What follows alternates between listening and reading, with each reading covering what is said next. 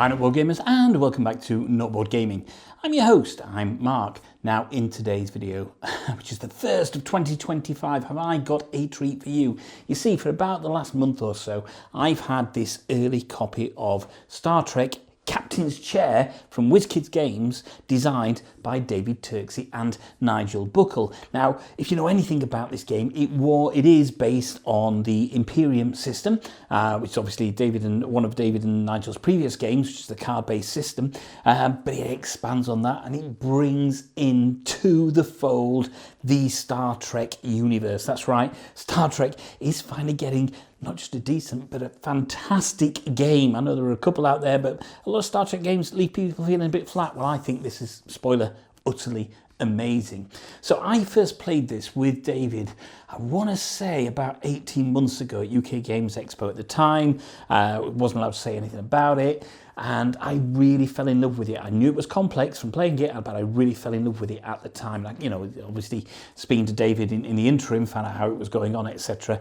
And it's now almost here. I believe Wiz Kids are due to start getting this out to retail, and if you pre-order it from the site, certainly if not in January, in February. So it's due. It's almost there for people who are really interested in this game. Now, here's the thing. I am not a Trekkie by any stretch of the imagination. I've watched some of the films, I've watched a handful of the TV programs from various series, but you know, in reality, my Star Trek knowledge isn't all that. Add onto that the fact that I wasn't really a fan of Imperium either. Something about it just didn't grab me. I got the kind of first release of Imperium. I bought it when it first came out. I know there were issues with the rule books, etc. But I found it too much of a faff, and I wasn't really engaged in the various factions that you could fight with there, or that you could play with in Imperium.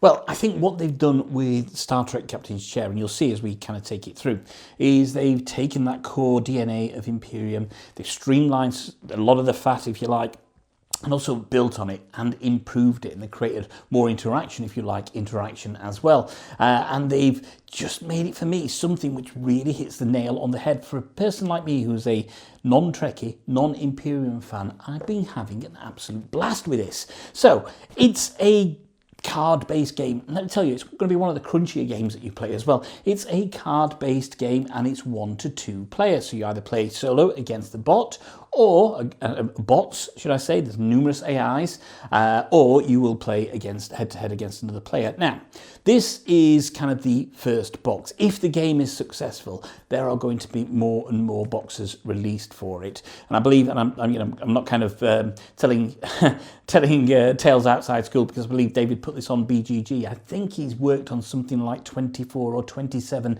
additional decks to this. But of course, for that to happen, the game has got to be successful. Now, this game comes with, the base box comes with 6 different captains. So I've got Picard against Shran set up here. So I'm going to be playing Picard against the AI of Shran. But we've got Koloth, we've got Cisco, we've got Burnham, and we've got Sella as well. So there's a good mix of both kind of Starfleet and non-Starfleet captains that you can play with. And the great thing about it is that you can play as any of those captains against any other captain on a solo basis, because each captain, from a solo perspective, has their own bot. Now, it's not a complex bot by any stretch of the imagination. They've got a couple of cards which they're going to follow, and they change for each captain that you're going to play, but each one will respond very, very differently as well, and I think that's a real great level of detail. So, I'll say solo game or 2 players. There are 6 captains in this box. If you buy it and it's successful, then we are going to get more captains and more expansions for this. And really, I have played with another expansion. I can't say who that is, and that was fantastic as well. But to get more, then the game has got to sell more. So as I say, no spoiler, I think the game is absolutely brilliant. It's really hit a lot of things for me in terms of what I love in a game, despite not knowing much about Star Trek and not being a massive fan of the Imperium. It does make me feel like I need to go back and revisit Imperium at some point. However, so what I'll do is I'll drop you down to the table. I'll show you a round or so of how it plays. I obviously cannot cover every rule. This is not a rules teach, but I just want to explain some of the core functions in the game. And then we'll come up and I'll give you my final thoughts, which kind of you know where it's heading on this, okay? Now, I will say that I've done the first round, so both myself, who's Picard, and Shran as the AI have both taken our first turns, and we're now on the second round. The reason I've done that is I just want to show you some of the mechanisms that happen on each of those, but I'll drop you down to the table. You can have a look at some of the gameplay, and we'll come back up and give you my final thoughts on Star Trek Captain's Chair from Wiz Kids, designed by David Turczi and Nigel Buckle. What a team.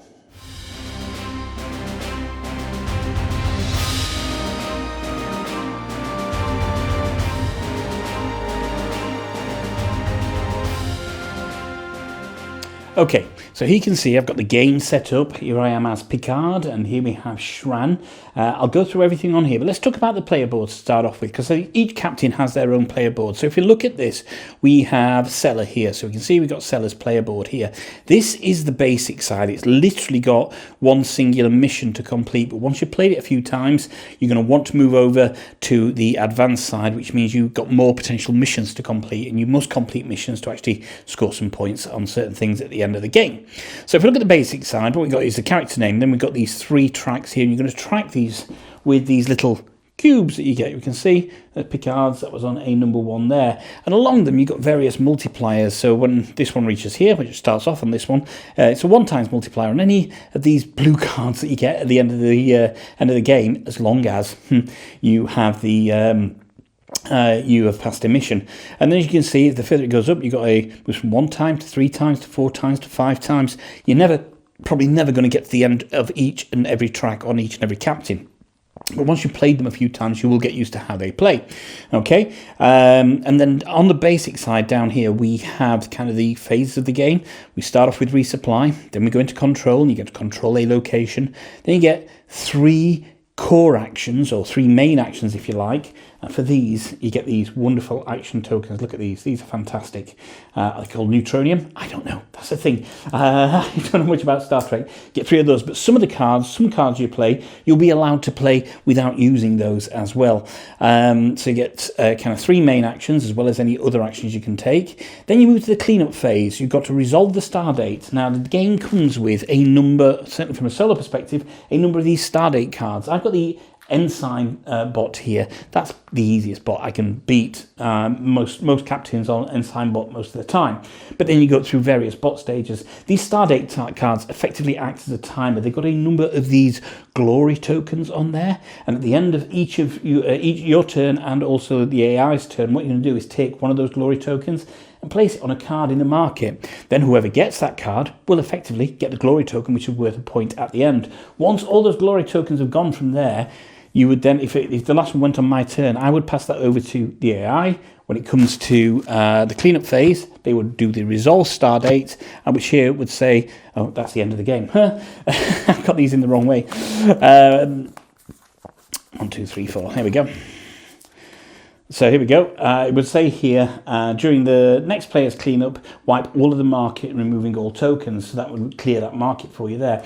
And you would do that each and every time that card goes. Anytime you get an instruction to gain a glory token, you take it from the Stardate card. So that timer can really start to rack up. And sometimes you want the game to be longer, sometimes you want it to be shorter. So kind of using that to your advantage is really, really good. If you would place a glory, so as I say, you would take one of these glory tokens and you place it on the cards. Now, you've got to think about this, about what cards you may want from there, because each card has a glory token value at the bottom, or a end of game multiplier at the bottom, which responds to kind of where it is on these tracks. So you've got to think about which cards you want, what will score you most points either now or potentially at the end of the game. And also, have you got any actions on, like end game actions or anything on any of your other cards which could dictate that? So you could put that on one of those, and hopefully, you know, the AI or the next player won't take it, and you can get to pick that card up at some point. So that's what happens there. And then what you would do is you would discard the cards in your hand, so discard any card you've got left if you want to, and then you draw back up to 5. So the kind of core game hand size is 5, but there are certain cards and certain actions that will allow you to increase that as well. So as I say, that's the basic side, which has got that. And you see it's got the one mission there. So for seller, it's to have the yellow track at 6+ and the red track at 6+, and they will get to enlist a development and find an attack card. Again, we'll talk about that in a bit. Here, on the advanced side, they've got 3 different goals here. Okay, we've got Romulan Might, the Reunification plot, and the Durus plot. Each one is worth different endgame points if you complete the mission. If you have, you take one of these mission complete tokens and you put it on there.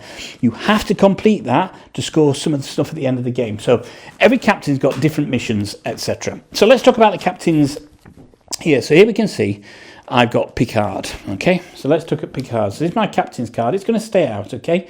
This tells me the number of away teams that Picard can have, and that's these tokens, because we're going to put those on locations which are up there. Okay, there's 3 here because he's got 2 on a location, which we're going to claim at the beginning of the next round, okay? It's got a reaction on here, not everyone does, and it says, after gaining an ally, I can discard a card to gain a glory, and I may beam that gained card to a ship. And beaming a card to a ship is effectively taking that card and putting it under there. You would get it back when the ship has come back, basically. So there's two keywords you need to know. Beaming is kind of temporary storing a card, and you may need to do that for certain goals or certain things. And then there is logging cards, and that's cards that go underneath your captain, never to be used again in the game, can count for end of game scoring. But also on Picard, you can see here, he's got an end game. I get to score 1 point for each of my ally cards, basically. So we know that part of Picard's strategy, being the kind of guy he is, a bit of a cosmopolitan guy, yeah. He wants to have allies. He wants to interact with other species. So that's kind of what you've got to do there. So you therefore know Picard's strategy is going to be gaining allies. So let's have a look at Shran, okay? So Shran's slightly different here. We've got, again, 5 away teams that may differ. It's got a resupply action. One of the steps is resupply. If you've got any cards that say resupply on it, what will happen is you will activate that at the beginning of each of your turns, basically, and that can grant you additional bonuses and items. So if you were playing as Shran, it doesn't happen in the eye. They don't resupply. You gain 1 dilithium, I want to say, per cargo card I have in play. There we go, it's got an activation here, so not a reaction but an activation. So these are, you can do this at any point, basically. Discard a cargo card to send an away team to a controlled location. So you can see each captain is very different, basically. Yeah. So that's kind of the captain's cards. Now, next to them, there's a couple of rows that you're going to have. The top row is where you're going to put controlled locations, because over here we have various locations that we're going to be vying for. They can do certain things. They're going to grant you, most of them are going to grant you an additional, an instant bonus the moment you take control of them. Okay, so that's if you've got enough ships on there or enough away teams on there, then at the beginning of your turn you would take control. It would come into your control here area. Some of them have reactions, some of them have end game on there as well. Okay, and those would go along there. And then we've got your kind of deployed area. This is where you're going to deploy your ships from. So we know that Picard starts with the USS Enterprise D. Okay, so that's this here. And you can see whenever you need to take a main action, it's got this little, is it neutronium? I could be completely wrong with what that's called. Chip next to it. That means you have to pay one of those. Remember, you only get 3 per turn, unless you get something that allows you to have an additional one for any game. Deploy the ship, which means you would play it and you would put the ship in your deployed area. It's not active really as of yet. It's not out into space. Okay, then what you could do is you could spend a dilithium to warp this ship. Warp is when you move it from here to a location, a neutral location, or maybe you want to send it to one of your controlled locations. It's up to you. I'd already sent that out to there, basically. Okay, but you can see it's got some other activations on there as well. So you could discard a card to beam a card here. Remember, beaming puts that card under there. Or you could activate it to promote a person from your hand to duty officer, which is what I did last turn, because I had Riker in my hand here. Okay, so he's gone to my duty officer, and that goes with there. You can change them at any point, and generally what they've got is kind of an innate ability that carries on. So we've got a resupply here. So on the resupply, Riker is going to allow me to discard the top card of my deck and gain 1 Latinum. Maybe. Okay, but he's also got some activations on there. I could free play a ship card that's got Starfleet tag on it, or I could draw a ship from my discard pile. Okay, and remember, when you activate, you can only activate it once per turn. The card is turned, unless something allows you to do something otherwise. Okay, so that's kind of those there. As I say, I'm around in, so that's why that's there. Down here, I've got my deck of cards, and you can see I've got these cards here. Here's a discard pile, because on the end of their last turn, they discarded a number of cards throughout their turn. These are the cards I've drawn for my next turn, and there's 5 of them there. And then here you have your reserve cards and also your development cards. Now, what happens here is every time you go through your deck, basically, you will shuffle your discard, and before you draw again, you will take the top card of the reserve pile, and that will be the first card in your hand. That's how you grow your hand. Once you've got all of those, then when you go through your deck again, what you can do is you can choose a development card. Now, these are face up, but you have to pay the cost, and you can add these basically to your deck as well. So that's how that works. That's how you grow your hand, and that's why in the best form of deck builders, there's ways to log cards and start thinning out your deck, so you're not getting some naff cards or cards you don't need through anymore. Okay, so that's kind of how that works there. We've got the cards I'm going to play with. We've got the discard pile. We'll just put those away teams back on there. And we've got my deck, my active deck, and then the reserve and the development. The AI, very similar, basically, but there's some actions on the cards, and I'll talk about that in a second. Up here, you've got the market, okay? So the market is divided into 4 sections. We have people, we have cargo, we have, person, cargo, ship, or ally, okay? And it's certain actions in the game you're allowed to draw or take from this. Now, you can choose a face-up or a face-down one. Some actions may allow you to search through certain piles for a certain type of card, okay? And then, again, you can get those cards into your deck. Now, whenever you gain a card, you've got 2 options from gaining a card. Okay, when you gain a card, you can put it on the top of your discard pile, or you can put it face down on the top of your draw deck. Okay, whenever you gain a card, completely up to you as to whether you want it now, or should I say next turn, or whether you want it in your discard pile so that you know you're going to get to it eventually. Whenever you take a card, however, that goes into your hand, okay? You can discard it at the end of your turn if you don't use it, but taking a card into your hand, gaining a card, either top of your discard or top of your draw deck. A couple of other cards to talk about. We have these incident cards, okay? So these are generally negative. You can get rid of them, okay? But some actions may require you to draw an incident card. They're worth -2 at the end of the game. So they're, they deduct points at the end of the game. However, if ever the incident deck runs out, that ends the game. Okay, so you've got to try and keep that alive if you don't want a cold end of the game, because generally the end of the game is going to be when you're taken here we go. When you've taken the final glory off the 5th card, that will then signify the end of the game. I think everybody gets 1 more turn, and then that is it, and then you would tally up your points. Okay, so that's kind of all of these. Oh, there's 1 more card, which is the encounters card. These are generally high-scoring cards, all right, and these go at the top. Really good cards to get, because as you can see, we've got 6 on here. This one is Wesley Crusher is a promo, not in this, so I got a promo of a couple of items, so there's a couple of ships and a couple of promo cards. But here we go. It's worth 6 at the end, and if you played it, it would be able to enlist, and that's when you take out of here. Remember, okay, or a development card, and then draw a card, and then log this card. We got the Vija from the Star Trek the movie, I believe. And you can play that. It's not a main action. See, there's no token icon next to it. Log up to 2 cards from your hand or discard. Log up to 2 cards from your hand or discard pile. Great card to have if you're looking at thinning out your deck. So certain actions in the game may allow you to take an encounter card. They are very powerful and worth a lot of points at the end of the game. Make sure that you keep an eye on those. So that's kind of all the cards for the game, almost. I just want to talk about the locations over here. So it's a long time since I played Imperium, but something that's not in Imperium, I believe, is these locations here. Now, this is neutral, okay? So nobody actually controls them. You can secure them here, and then when you've managed to secure them and you get to control phase on your turn, you can take them over here. And what you do is you'll automatically replenish them. These are various planets, etc., which will have certain abilities on there. So let's have a look at this one here first. We've got the... Try and do this without my glasses on, and that's no good.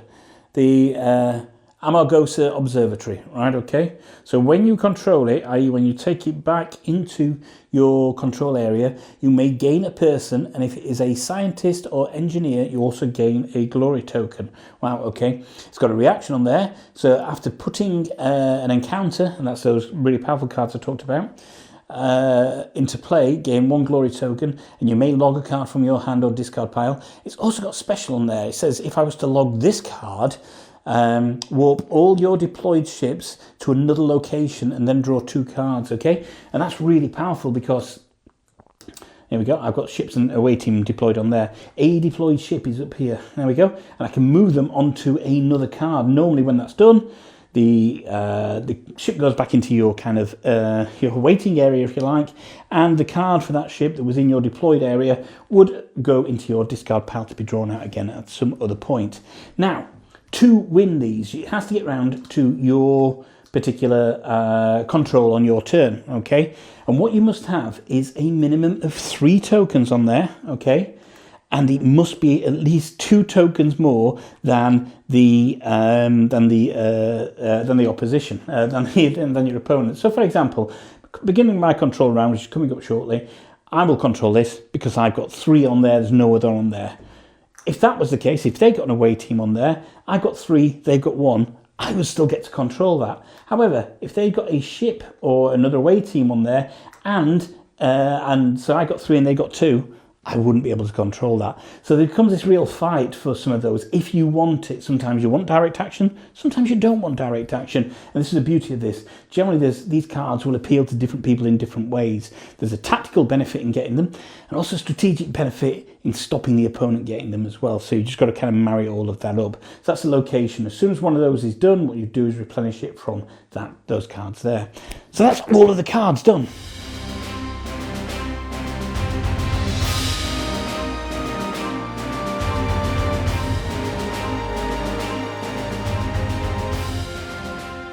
Okay, so let's get into the meat and potatoes of the game then. Let's show you a round of the game. And if you follow what's on here, it does say that the first action is to resupply. And you're looking for any cards that got the resupply action on there. And guess what? This one has. It says discard the top card of your deck and gain 1 Latinum.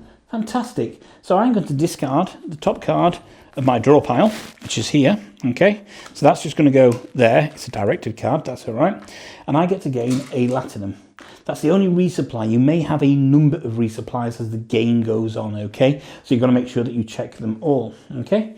Then we're going to control. Now remember, to control, it's over from the locations. You must have at least 3 tokens on there, and it must be 2 more than the opposition. Well, guess what? I got them, right? Okay, so let's have a look. We get to control. Now, if you've got multiple locations where you've got 3 tokens or on there and it's 2 more than the opposition, you can only ever do 1 at this particular stage. So that will have to wait until next turn if you can do it.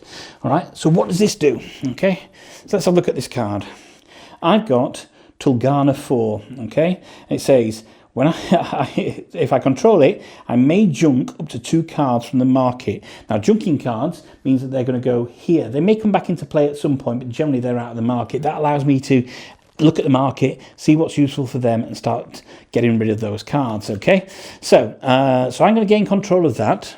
All right, that's going to go just there. You may need to start thinking about your table presence. I've got everything pretty kind of closed down for the camera, but generally it can take up a little bit of table presence as you're building up your locations. And I get to junk 2 cards. Well, I know I want that ally card, so I'm not going to junk that ally card. So that's going to stay there. However, I don't want him getting a ship card, all right? So I'm going to junk the... Oh, man, look at that. It's the USS Enterprise C. Sorry. For all you Enterprise fans, that's going there. And I know that Shran likes to collect cargo cards as well. That's worth 2 points. So I'm going to get rid of that. When you junk, what happens is, bring another one out. Oh, that's worth on red. And he's got It's on the nearly up to the 2 multiplier on red, and there we go. So we've got a cloaking device and a Zindi reptilian battleship. Okay, so that's there. Now, what happens is I had some away teams on there as well. So I had 2 away teams on there. They're going to go back to Captain Picard, just there. But I also had my USS Enterprise D, which was in my deployed area here. Okay, so that's going to go into my discard pile. I won't get to deploy it again until I get around to that card. And we'll draw a new location. And what do we got? We got Reza, excuse me, as a location. Still a starting location. Number of starting locations, you put 3 out and put one of them on top of the rest of the locations. You got starting and advanced locations, okay? So we've got Risa, and it's got a yellow tag on there, which will score you for yellow points at the end of the game. Oh, sorry, yeah, at certain points in the game. And find up to 3 persons except in your reserve deck and beam them here, okay? So we get to find cards here. So if I've got them here, I get to beam them under there, and it says beam a person here. And then you can recall cards. So again, it's a way of kind of thinning out your deck if you want to start getting a little bit more strategic with it. Okay, so that's the control section done, all right? So now we go down to actions. Bear in mind, this isn't my turn, then his turn on one of these. You go through all of these, then your opponent or the AI will go through them as well. Then we come down to actions. Remember, I've got 3 main actions I can take, as well as any that just say play on there. So these are the cards I've drawn. So let's see what we've got. Okay, we got data. It says I can play him to gain 1-up on this track. Okay. 1-up on one of these tracks, or if he's my duty officer, I could activate him to log a card from my hand, and if I do, I gain 1 for every 5 cards in my log rounded down. This is my log here. Okay, we've got an incident, so maybe need to think about getting rid of that. I can use an action token to discard this card to return. Discard a card to return this card. If it has those tags, which is the blue, I think it's military, draw 2 cards and discard one of them. Or play if I have time travel in play. In play is if I played the card and it's in my in play area here, or it's up here as well. Return this card and draw 2 cards and discard one of them. Got directives. I think all of the directives are same for all captains except one. Each one has a like an individual directive. Put a card on top of your deck to gain a person, or play, take an incident to gain an ally. Oh, and we've got Worf as well. Okay, and yeah, Worf and another directive. Worf, you can see his tags there. Play token. Take an incident, discard it, and then discard the top card of my deck and send 2 away teams to a neutral location. And here we got set a course. I can play as a main action. You can see it's got the icon there. Discard up to 3 persons, send the same number to the same location. Or I can play without an action token to draw a card and then discard a card and then warp up to 2 of my ships. Well, I've got no ships in play. Okay, because my ship is here. All right, okay, so let's think what we want to do then, okay? So I want to do a free play action first. This may well be suboptimal, but I'm going to play this set a course directive, which says draw a card, then discard a card, and warp up to 2 of my ships. So we'll play that card, we will draw a card, that's another directive, okay? And then discard a card. Okay. That's quite powerful, actually, that. We quite like that. I need to think about what I'm going to do, how I'm going to do that. Okay. Yeah, we quite like this. Okay. And then I've got to discard a card. I'm going to discard the incident. I'll get rid of it at some point, but I'm not too bothered about it right now. So I've still got 4 cards in my hand here. I haven't done a main action yet. Bear in mind that had no action token against it. So I'm going to try and do a little bit of a combo here, all right? So I'm going to play. So I'll take one of my tokens. Put it there. You can see that's turned over now. To take an incident, remember taking an incident's going to your hand. All right, okay. To discard the top card of my deck. So it's just off camera, but my deck is here. I've only got 2 cards left in that, so we're going to discard that. Put in the discard pile, just there. Okay. To send 2 to it's a neutral location. Darn it. Not what I thought it would be. Okay. Not a controlled location. I wanted to send one here and do some magic stuff. Okay, never mind. Never mind. I could have done this so much better now by putting things together. Let's send those through to Reza. There we go. They've gone through to Reza. All right. So that's that done. However, I've got this activation that I could have done here on Riker. Look at this. It says, draw a ship from my discard pile. Huh. Well, guess what? I'm going to go back in here and draw my Enterprise. Yay! Fantastic. So I've now got another card in my hand. Remember, that was an activation, so I didn't have to do anything for it. Okay, that's got an activation. If I have people there, I can do something, but I don't. And that is an activation. I can spend 1 Latinum to send an away team to a location where I have a ship. I don't have any ships there yet. Or I can discard a cargo card to draw a card from my discard pile. Okay, so remember, we've still only taken 1 action. So anyway, I am going to deploy this ship now. Now I've taken it out, I'm going to deploy it. So I'm going to deploy the Enterprise D. It's going to cost me an action. And then I can deploy this ship, warp this ship, or beam a card here. Well, there we go. We'll do that. And I will deploy my Enterprise D. Boom! Okay, fantastic. That's already good.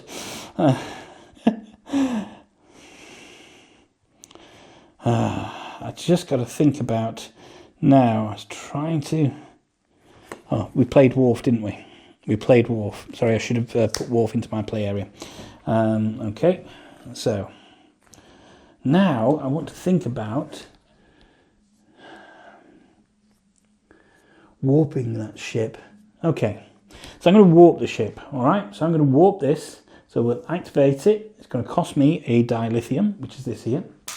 And I'm going to warp it to a location, which is going to be that one there, a location in my area. Okay, I still need to find a way to get a crew member to that area. I don't think I've got anything that allows me to put a crew member to that area yet. No. Okay, so let's see what cards I've got, see if I can do any magic here. I've got 1 main action left.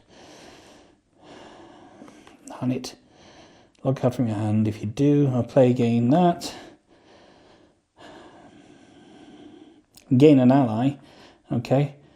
I can recall a deployed ship. Force your opponent to recall a deployed ship. They don't have any anyway.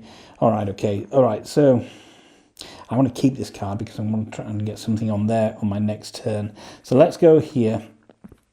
I don't want to take another incident. Oh, even better. So we're going to play this one as my last card, okay, which is my recruit directive. So we'll do that as my last action. Boom.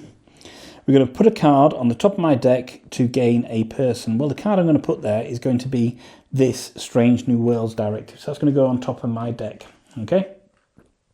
Perfect. And that allows me then to gain a person, all right? So that's my third action, third played card.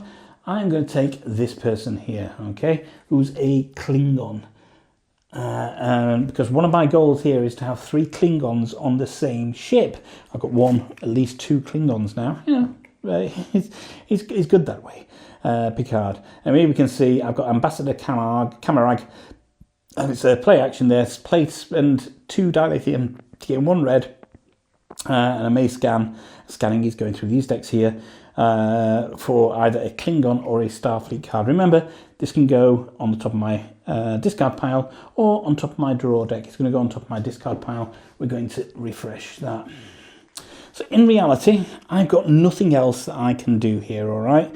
I can't play this card and I can't play that card because I don't have any activation tokens. They are done, all right? So now we get to the cleanup phase. So the first thing would be to resolve Stardate. Well, first Stardate card hasn't gone yet, okay, so that's no good.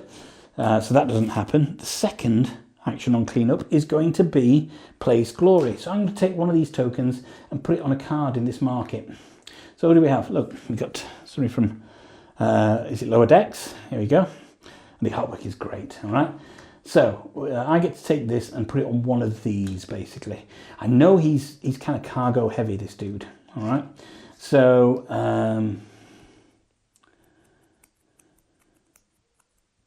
oh, hold on, before I do that, I can do it here, right? Okay, so I'm just going to wind that back. Fortunately, that's okay. If I look here, I've got an activation which allows me to do something. Oh, but I discarded the card. All right, it's all right, I'll do it for next turn. Oh, man, okay. Spend 1 Latinum to send an away team to a location where you have a ship. Okay, so we'll do that. We'll spend a Latinum. I can send an away team to a location where I have a ship. That's on there. Now, had I not put this directive card back on the top of my deck here, which means I can do it next turn, it says, and if I had an action left, I would be able to play this to select a controlled location. And if there is one away team and one ship there, look at the top 2 encounter cards, take one of them and return the other. And then I have to log that location. So that's really good. I can get to do that on my next turn, which is great. That's fine. All right. So now we go back here onto this step here. The star date doesn't happen. So I get to place this somewhere. I know they go for cargo. I don't think they're that interesting people on persons. So I will put that there. Okay. Then we look at the next one. It's place glory and then discard and draw. Okay, so I've got a couple of cards here that I want to discard. I'll get round to those at the end of the day. Any cards that I've played, I'm going to discard as well. And then I get to draw up to 5. All right, I've only got 2 cards left. Okay, so what would happen is I would do 1, 2. I would shuffle these, but you're not going to draw from this just yet. Okay. I will shuffle this. That creates my new draw deck. But remember, because I've gone through the deck, I'm going to take the top reserve card here. That will be there. So I've now got 3 cards. 1, 2, 3, 4, 5. There we go. And that's my hand for the next turn. Fantastic. Okay. A couple of incidents in there. An ally and some directives. But you can see how you start building the combos up is really, really effective. Right, let's just whack that back around there. Ready for next turn. Click those back. And let's move on to the AI's turn now. Okay, so the AI's turn follows a similar pattern, but however, it won't do certain things. Now, 2 cards to note here. These are, each captain has its own AI cards that will kind of activate it, you will use to activate the cards that it draws. Okay, so this is the AI bot. On one side you have traits, so on one card you have traits. On the other side you got the suits. Okay, so you have traits and suits. You got suits is double-sided as to whether they've got a duty officer or not. Currently Shran has a duty officer. If that duty officer was ever to get logged or discarded, you flip it back over to the side there with no duty officer. And how you play these is you first of all look at any matching traits are on the card that you draw, and you go from top to bottom. The first trait it draws, first card it's got, there's got a trait on it that's on there from top to bottom. Then you would activate it. That would be its turn for there. However, if none of the traits match, you then move on to the suits instead. And again, these change whether they've got a duty officer or not. So it's traits first. If none of them match, move on to suits. If none of them match, but you'll only do one. You won't do that and that. You'll only do one of them. Okay. Operates slightly different in terms of its deck. All its cards are here. You have its kind of development deck. Remember, that's the ones that you can buy. A reserve deck, and then any additional cards. For example, they've got a deploy card on top of there. My deploy card that comes in my starting hand starts here. For Shran, it starts there. Similar thing, we got its draw deck here. We have a discard pile there. We have the captain with the away teams on it, and we also have a duty officer as well.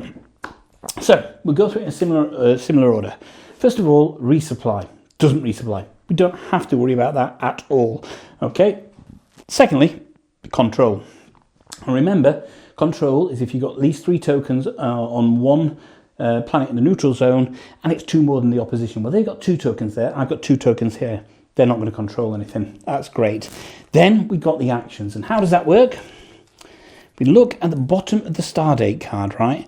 The current Stardate card. It tells you how many cards it's going to do. So it's going to do 2 cards here, but as you see, as you go through, that will move up on the final one to 3. Now, as you start going through these and start getting increasing in difficulty, those numbers will increase and it'll start to do more actions, okay? So there we go. It's got 2 cards. So we can draw top 2 cards of its deck. 1 and 2. There we go. Fantastic. Okay. And then we're going to resolve them. So the first card is going to be, it's a directive card. Fantastic. All right. So forget all this on here. We're going to go over to these. Now, directive cards don't have traits on them. Okay. So we don't have to look at that card. And then we go on here, which is the suits with a duty officer. They've currently got a duty officer. Okay, that will change throughout the game. And it's a directive. It says, I don't know if you can see that, if able to do both, log a controlled location, they don't have any controlled locations, and remove 2 away teams to take the top encounter, then log this card. Well, fortunately, they don't have any. They don't have 2 away teams, but they don't have any controlled locations. Phew! So that directive is working out well for me at the moment. Otherwise, gain a cargo or a ship, basically. So we'll look at this. I'm going to try and gain a cargo card. So here we go. We'll gain the cargo card and the ship card. Look at the values at the bottom. They're both on red. So we'll go in the order that it said. It's going to gain that cargo card. It's going to go to the top of its discard pile. We'll refill that. And that's that action done. Nice and easy. Okay, so then we move on to the next card it's drawn. Look, it's another directive card. Let me find a non-directive card. Here we go. Here we go. This is good. So let's say it drew this card instead. And you can see this card's got traits on there as well as a suit of being a cargo card. So let's go to its traits here. All right. Is it a weapon? Yes, it is. So the first one down here, it's a weapon. If it didn't have the weapon tag, you move down to attack because it's got that. The other two don't matter on here, and it's not an incident card that's got surprise on there. So this is going to be a weapon. All right. So we're going to follow the details for weapon on traits. It said junk the most valuable card in the market, ignoring any cards with tokens. All right. So the most valuable card is actually this cargo card. That's getting junked. I'm going to place that. Okay. And then send an away team to a neutral location. Well, what it's going to do is it's going to send it. There is a process for where it's going to send it, but because it's got those tokens there we go. We know it's going to try and control that area next turn. Okay. And then it says either I take an incident or I remove an away team. Well, I know I've got 2 incidents at least, if not 3. So I'm actually going to remove an away team from there. Okay, that's the end of that turn because it's done it. It's followed everything on there. Okay, so that's the end of that turn, that part of that turn. Then we go to the cleanup phase. Okay, it's going to resolve the Stardate card. It's still out there. Nobody's got her a Stardate card yet. Okay, it's going to place glory, and it's looking on the one that's least valuable to me at the moment. Both reds are least valuable. That's worth 2 points, and the yellow's least valuable. They've got tokens on it, so you can't put it on there because they're already worth 1 point. It means it's going to put it on that ship for me there. Again, there's instructions in the book on how to kind of follow that as well. Okay. Then it's a discard and draw. It doesn't do that. It just moves those cards to its discard pile. Okay. Now, again, like you, when it gets to the end of its draw deck, what it will do is it will shuffle all those, but it will take the top card from its special deck up here. Yes.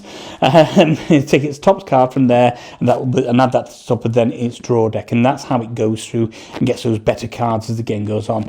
And it's going to start cycling through those very, very quickly. There we go. That's a round of Star Trek Captain's Chair against the AI. Showed you barely scratched the surface on what you can see because look, there's all sorts of ships that you can get here. There's the tokens you can get. You're going to build up your resources. But I've barely scratched the surface of the game and shown you. But at least it's giving you a round and showing you exactly how one round, my turn, and the AI's turn works in Star Trek Captain's Chair from Wiz Kids, designed by David Turczi and Nigel Buckle.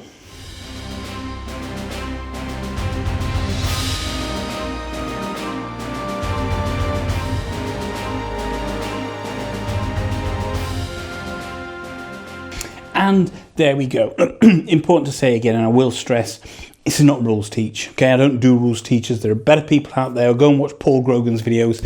He's got some videos on how to do Star Trek Captain's Chair, which are absolutely fantastic. It's just an overview on how you play against the solo. So I kind of gave away, I didn't bury the lead at the beginning of the video. I think the game is absolutely fantastic. Had this game been released in 2024, I know it's coming out early 2025, had it been released in 2024, it would have made my top 3 solo games of 2024. That's how good I think this game is. Now, bear in mind that it's coming from somebody that is not a Star Trek fan and wasn't enamoured with Imperium. It's a long time since I played Imperium, so I can't tell you all of the, the kind of corresponding differences I just know that this suits me from the offset, suits me a lot more than what Imperium did. Okay, some things to note though. First of all, it's a long game. All right, even solo is probably going to take you anywhere from 90 minutes to 2 hours. Your first game is probably going to take you longer than that. So it is a long game. So I played it 2-player, and again, 2-player can play it 2-player a number of times. 2-player can again be a long game. So you've got to give yourself a good 2-hour window. Even when you're down with the rules, give yourself a good 2-hour window, because a lot of that time, as the game progresses, I mean, bear in mind, this is barely 2 rounds in, okay? The game is going to progress more. You're going to get more cards and more combos that you can build. You're going to be looking at what the opponent's doing, what you can do against that opponent, etc. So there's going to be a lot of thought that you're giving and a lot of time considering what you want to do. So that leads then on to, I'm purely talking about solo. Your game, you play it for as long as you want, basically. But if you are getting it also to play with other people, if you've got people who are kind of prone to analysis paralysis, then it may not be the game for them, because the sheer amount of information and interaction that's on these cards is huge, and you're going to have to grok that detail and understand, and you're going to make mistakes, and you're going to think, oh, if only I'd done X, Y, and Z a little bit sooner, like I almost did with this card here, which I know when I play that directive at the beginning of my next turn. When I play that directive, then I know that I'm going to be able to, get an encounter card off the back end of that. But you've got to think in advance. You've got to think about so many things. You've got to think about your goals. And, I talked about one of Picard's goals being to have 3 Klingons on there. Don't forget the goals, because you will lose out on points at the end of the game if you don't get the goals. So think about all that. Think about all of the resupply that happens, all of the activations you can do, which ones are free, which ones are going to cost you an action token. What do you need to do to beam a card? Should you be beaming a card? What if I log this card under under the captain? Kirk's not in this set. Under the captain, then I don't get access to that card. Is it the right thing to do? And it can really lead to analysis paralysis for some people. So bear in mind that it is, despite it being purely cards, it is a heavy game. I'm not saying the rules are bad, and we'll talk about the rules in a second. The rules aren't bad in any way, shape, or form. They're, and I don't think there's that many of them. It's just the sheer number of interactions that is going to be off-putting for some people. My wife loves Star Trek. I don't know if this is a game for her, because she suffers massively from analysis paralysis when she gets too many choices. So I think that this would be kind of a game too far for her. So know that. With the AI, it's different. I'm saying when you're playing solo, it doesn't really matter. It's your game. It's only your analysis paralysis that's going to delay kind of the end of the game there. All right, so let's talk about the rule books then, okay? So, I haven't really spoken about the rules. First of all, you get a general rule book, so you're going to have to learn kind of, to play the game, read through that. It's actually really well structured and laid out. There's a couple of things that you're just going to need to remember. One of them, and it's a key one and easily missable, that if it says at any point that you gain a glory token, it must come from the Stardate card, all right? That is the timer of the game. When you gain, it comes from there. When I first started playing it, I was taking them from here, from the supply, and games were taking ages, but you take them from the Stardate card. Okay, that acts as a timer on that. Be sure that you understand rules on, like, when you get an additional action token, which certain cards can grant you. Know that you want to keep that till the end of your turn, basically, and then you will lose it if if you don't use it. Basically, it doesn't carry on. And there's certain interactions between cards. Of course, you're going to have this amount of cards which all interact with each other. You're going to have something that you're just going to have to think about and then work it through. All the answers are in the rule book, and it's really, really well structured. And to help you out, there's also a cadet training mode, which is like a cut down version of the solo mode. So before you start playing against other people, you can play the cadet training mode, and that again is really, really useful. I've actually not done it because David taught me the game a while back, and I played it a number of times. I played it at GridCon in November with an unannounced deck. So I was fairly up on the rules, but even then I still got some wrong, basically, when I first started playing it again. But the rule book I do think the rule book is very good, but you will kind of need to keep it at hand. I refer to this hardly at all now, I must admit, but I have played at least a dozen games of this, okay? Do use the cadet training mode as well, just to get used to the mechanisms of the game. Then we have the solo rule book, okay? And again, really well laid out, lots of pictures in there, really takes you through how the solo game is going to play, and it gives you, I think there's an example turn in here as well. Yeah, complete. There's a complete bot example, so you get to see how it plays. But there's also a solo campaign if you want to do it as well. There's some cards that activate with that. It's the 5-year mission campaign. So once you've played the game a few times and you really get into the flow of it and you understand it, then I've not tried the campaign yet because I'm just having loads of fun playing with the various captains. Then, do that campaign. So loads of playability here, and of course if the game's successful and they release more decks, even more playability, and each captain will have its own solo bot. It's a common card list here, tells you kind of what cards are in each deck, whether it's an ally, a location, a person, a cargo, a ship, an encounter or an incident. That's important because you may need to be scanning and looking through some of these decks for a particular type of card, so you need to know that. So again, it goes back to this thing that the game requires a lot of knowledge of the game to fully get the most out of the game, and that comes down to, again, potentially another reason why it may not be for some people, is the fact that to get the most out of the game, you need to have a certain level of deck mastery. You need to understand the cards that are coming out in your captain's deck. Obviously, the cards from the market will be different, but the cards that are coming out from your captain's deck, what are the potentials? What is still in there? What do I need to develop? What could come out of my reserve deck, etc.? What do I need to cull from my deck? So having deck mastery per captain will really start to pay benefits. Now, in the early days, when everybody's more or less the same amount of experience in this, then of course, it's going to be a pretty much level playing field. But if you've got an experienced player playing as, I don't know, Burnham, it's quite a difficult captain to play, I'll tell you the truth. Again, somebody playing as Picard, and you can set those captains against each other. Nothing stops Starfleet captains battling against each other. Then, somebody may have an advantage because they have that deck mastery. So, again, it's a game that, if your first games, because you don't know the decks, you're going to get to understand the mechanisms, and you don't really know what's in the decks. Your first games, it's going to be a certain element of certain element of strategy, but a lot of luck. The second time you play it, you think, actually, no, if I did this and did that, then I know that card's going to come out soon, I can do X, Y, and Z. And the more you play it, the more you understand it. Now, that's just down to you. Of course, who you're playing against, whether it's the AI or another player, may have a level of deck mastery, and certainly AI, you can increase the amount of turns they got as you increase through the various AI strengths, etc. But they could find ways to kind of really make it difficult for you as well, because they can scupper your plans or become more aggressive. And each deck is wildly asymmetrical as well. Some of them, will play very different. I think what she called is it Sella, quite an aggressive deck. I enjoyed playing as Sella. Picard is obviously very much about unification and working with other species, etc. They've all got their strengths. But yeah, deck mastery, again, the more you get to know the game, the better you'll understand how each deck works, and the more, perhaps even more fun you get out of it. But I've looked at it from kind of the get-go and exploring each deck, and I've played as each captain so far. I haven't played against each captain so far, but I played as each captain so far. Okay, so then we come down to the number of captains, right? Now, being a Trekkie, it doesn't matter too much to me who's in the box, but I know some people will be wondering, well, where's Kirk, or where's, I don't know, Janeway? There we go. Why aren't they in this box? I'm sure David's working on them for additional ones.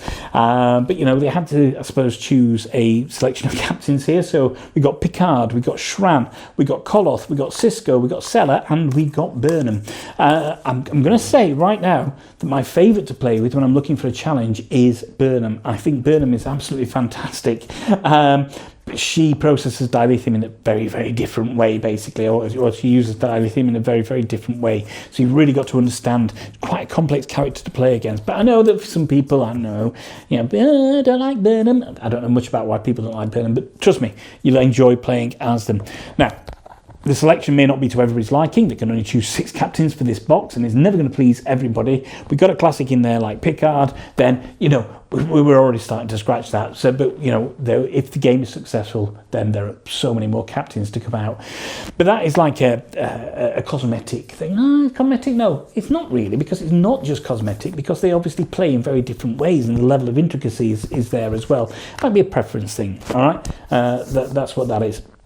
Okay, so taking into consideration game then, taking into consideration the fact it is a heavy game, there's no getting away from that. Taking into consideration that you could be prone to AP, and taking into consideration that may not have your favourite captain in this current box, it's still an absolutely fantastic experience. And from a 2-player perspective, and from a solo perspective. Now, it is only one player or two player. I can't imagine how this would work at 3. I think it would be an absolute...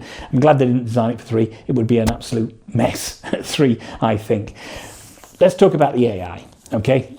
The AI is so well designed, and the fact that David and Nigel took the time to create an AI set of rules for each captain is just fantastic, and each captain plays to their own strength, and they will play very differently depending on which captain you're playing against as well. And I think it's absolutely fantastic. It's so potentially easy to operate as long as you understand the rules of the game. I've found very few edge cases in terms of the AI, in terms of what it can do. It may well be that you'll start playing a game from a solo perspective on the Ensign, solo versus Ensign bot, and before long you'll be trouncing it fairly, and that's fine. Then move up and move up and move up, and then if you go to like the commander or captain or whatever it is, that's when the real challenge is going to come. But you've got a rising level of challenge that kind of increases with your deck mastery as well. And then when you start swapping the captains that you're fighting against, now Picard and Shran, two of the easiest captains in the game, but when you start swapping them out and fighting against or competing against different AI captains, it's really good. It's very easy to forget to flip the suits card over when there's no duty officer and when there's a duty officer. So you've got to be mindful of that and make sure that you're doing that. Also, determining where the glory goes, and sometimes where the away teams and the ships go in terms of locations can be a little bit frustrating. If they're gaining cards, it says you gain X, Y, and Z. You have to go through those rules a few times, but it's fine. You may make mistakes at first. It's not going to be game breaking too much at all, really. But do try to go back to the rules if you kind of get stuck there. The rules will explain it. Play it through. Work out where you're not understanding, whether that's the card they're taking, where they're placing the glory, where the locations go, or where the away teams and ships go. It will start to make sense, and before long, you will get it. The bot plays very, very smooth. You're not really spending much time on the bot's actions because it's telling you what to do from these cards. So people who like, and this is almost the perfect AI. I should imagine it is the perfect AI for this, and David being a massive Star Trek fan, and this being his game, along with Nigel, then you'd expect the solo to be good. But I would say it's absolutely spot on and perfect in terms of what you need to do, because the overhead is kept to a minimum. These cards tell you what you're going to do depending on the card that you're drawn. The actions take no time at all. You can get back to doing your actions and seeing what happens, but it will scupper your plans, etc. Really enjoy how that's working there from an AI perspective, and I can't wait to try, as they hopefully release more boxes, exactly how the other captains work and looking at battling them variously. Now, I say, had this been released last year, easily a top 3 solo game for last year for me. It's going to get released in 2025 now to backers, so therefore it will be on my 2025 list. Where it's going to feature on that, I don't know. The rest of the games to come out this year. I can imagine it's going to feature very highly, because the more I play the game, the more I fall in love with the game. On Christmas Day, we were away. We have a motorhome, or RV as Americans call it. On Christmas Day, we were at the coast, and my wife in the motorhome was making Christmas Day dinner. I'm normally the cook. She wanted to do it. She said, keep out of the way, go and play a game. So I set this up on motorhome table. I had to be a little bit kind of judicious with space. But I set this up on motorhome table, and for a couple of hours I was lost in a battle while my wife made some Christmas dinner. And it was perfect. And the more I play the game, the more I find new reasons to fall in love with the game. Table space, again, from a solo perspective, can be a bit of an issue. You may have to get a little bit creative. Where I've got these cards at the moment is not feasible, because I'm going to get a large number of locations, basically. And the more locations I get, the more space I need. So you're going to have to find a way to kind of just work with the AI that activates them. And they're easier to work with. They need less space than you, but they're still going to require a certain amount of space, but you're going to need more space. And I had one game where I had just loads of locations. And honestly, I was like, ah! And I was completely running out of table space. So I was stacking cards and having to go through them each and every turn.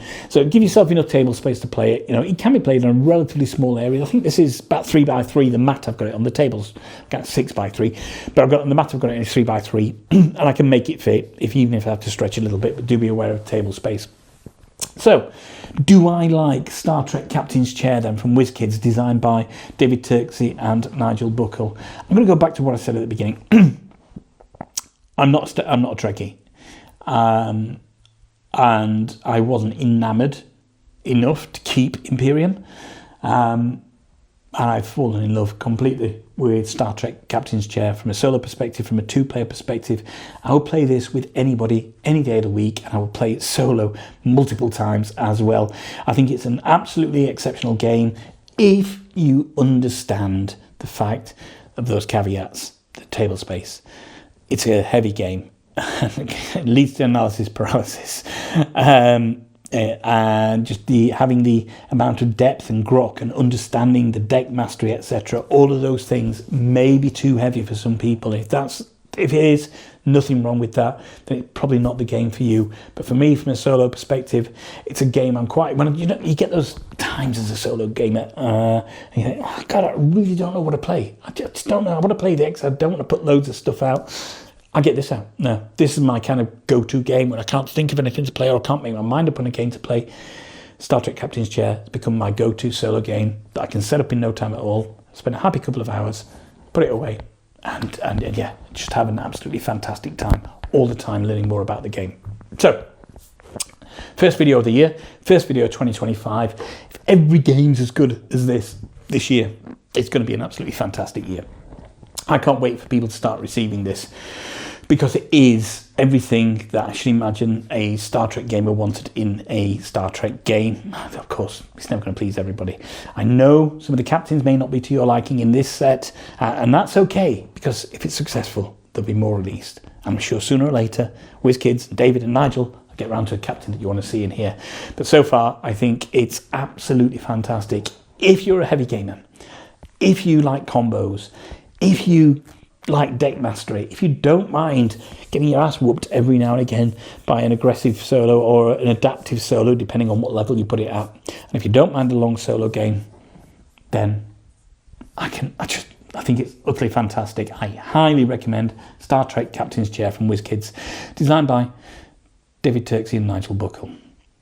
And there we go, long video. There's a lot of talk about in Star Trek Captain's Chair, why I think it's brilliant, why it's not for everybody. It's just a bona fide hit for me, absolutely fantastic. So, my name's Mark, this is Not Board Gaming. Don't forget to like and subscribe and check out our other videos. And one final thought, if you can't find anyone else to play with, then there's nothing wrong with playing with yourselves. Until next time, bye-bye.